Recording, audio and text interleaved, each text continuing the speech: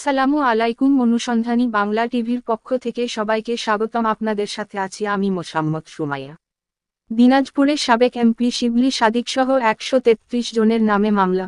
দিনাজপুর -6 আসনের সাবেক সংসদ সদস্য এমপি শিবলী সাদিক সহ 133 জনের নামে দিনাজপুরের বিরামপুর থানায় নাশকতা, লুট ও ভাঙচুরের অভিযোগে মামলায় আরও 600 জনকে অজ্ঞাতনামা আসামি করা হয়েছে।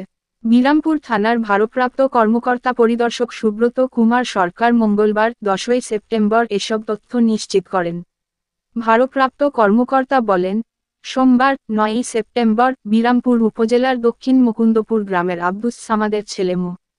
গোলাপ হোসেন বাদী হয়ে মামলাটি করেন। এ নিয়ে শিবলী সাদিকের বিরুদ্ধে বিরামপুর, হাকিমপুর ও নবাবগঞ্জ থানায় 2টি হত্যাসহ 3টি মামলা হয়েছে।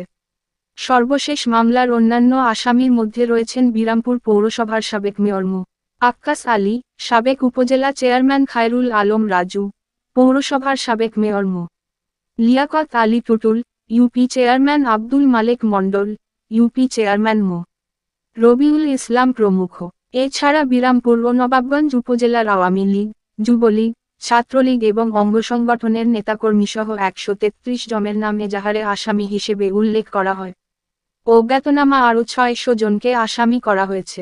বাদী এজাহারে অভিযোগ করেন, গত 5 আগস্ট দুপুর 2:30টায় বিরামপুর পৌর এলাকায় বৈষম্য বিরোধী ছাত্র আন্দোলনে শহরের ঢাকা মোড় নামক স্থান থেকে সরকারি কলেজ মোড় পর্যন্ত বিপুল সংখ্যক প্রতিবাদী জনতা বিক্ষোভ দেখাতে থাকে।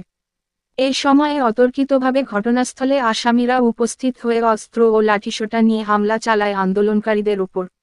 সাবেক সংসদ শিবলী সাদিকের হুকুমে আন্দোলনকারীদের ওপর ইটপাটকেল নিক্ষেপ করে তাদের আহত করে। এ মামলার তদন্তকারী কর্মকর্তা এসআই মো.